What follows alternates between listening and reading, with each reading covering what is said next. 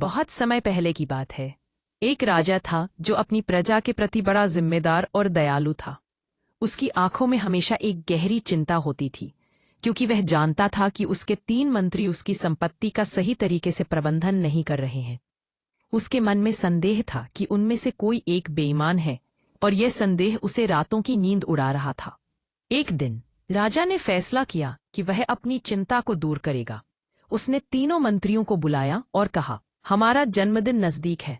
मैं चाहता हूं कि तुम तीनों एक घने जंगल में जाओ और वहां से ताजे फल लेकर आओ। तुम सबको अलग अलग जंगलों में भेजा जाएगा।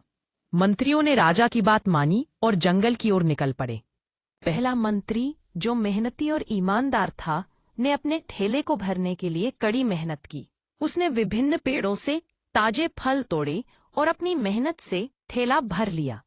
वह थका हुआ था, लेकिन संतुष्ट था। दूसरी ओर दूसरा मंत्री, जो चालाक था, ने सोचा कि राजा को वक्त पर फल लाने की चिंता नहीं होगी। उसने जमीन पर पड़े खराब फल जुटाए और आराम से एक पेड़ के नीचे बैठ गया। तीसरा मंत्री, जो आलसी और बेईमान था, ने बिना सोचे समझे अपने ठेले में सूखे पत्ते और पत्थर भर दिए और वहां भी आराम से बैठ गया। जैसे ही शाम हुई, तीनों मंत्री अपने अपने ठेलों के साथ राजा के पास लौटे। राजा ने ठेलों को खोला और देखा, पहले मंत्री के ठेले में ताजे फल हैं, दूसरे मंत्री का ठेला खराब फलों से भरा था और तीसरे मंत्री का ठेला खाली और बेतुका था। राजा ने तुरंत निर्णय लिया। उसने तीनों मंत्रियों को 1 महीने के लिए जेल में डालने का आदेश दिया और कहा कि उन्हें वही फल खाने होंगे जो उन्होंने जंगल से लाए थे। पहला मंत्री अच्छे फलों के कारण 1 महीने अच्छी तरह से बिता पाया, जबकि दूसरा मंत्री खराब फलों के कारण बीमार पड़ा और जल्दी ही कमजोर हो गया। तीसरा मंत्री, जो आलसी और बेईमान था, केवल सूखे पत्तों और पत्थरों के कारण 2 दिन में ही भूख के मारे मर गया।